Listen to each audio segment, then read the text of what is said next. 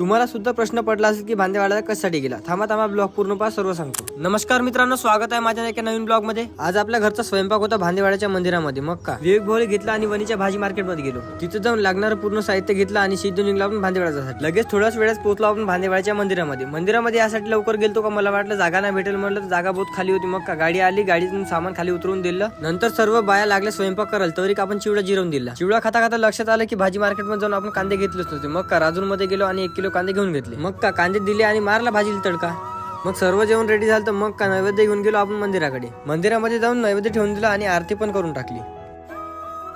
आरती करून झालं तर तेवढ्यात आपले सर्व मित्र आले, मग त्यांना घेऊन गेलो सिद्ध जेवण करण्यासाठी। सर्वांचे जेवण आटपून घेतले आणि ताई आणि भाऊजी निघले गावीच्यासाठी। मग का भाजी चिकन केली, तिला बायबा करून टाकलं। मग त्यांनी बायबा केला आणि सिद्ध गेलो भत्ता मारसाठी, कारण सकाळपासून आपण उपाशी होतो। मग का बऱ्यापैकी भत्ता मारला आणि गाडी सामान टाकून पॅक केली। मग मंदिराला केलं बायबा आणि सिद्ध निघलो घराकडे। तेवढ्यात लक्षात आलं माझ्या मोबाईलचं चार्जर ताईच्या बॅग मध्ये गेलं। मग सिद्ध निघलो वरोरासाठी। मग रस्त्याच्या मधोमध्ये गाडी भूक लागली म्हणजे तेल पाजला आणि सिद्ध पोहोचलो आपण वरोरामध्ये पोहोचून एक कटिंग चाय पिऊन घेतली, कारण थंडी भयानक होती आणि माझ्यापासून जॉकेट पण नव्हतं। मग तिथून चार्जर घेऊन घेतलं, सिद्ध निघलो घराकडे। आणखी जेवण करायला तुम्हाला पण बोलवत होतो, पण आपला स्वयंपाक थोडा शॉर्टकट असल्यामुळे तुम्हाला काय बोलवलं नाही, तर रागा घेऊन नको बरं, नाही तर मी नाही बोलवलं म्हणून तुम्ही पण नाही बोलवून मला।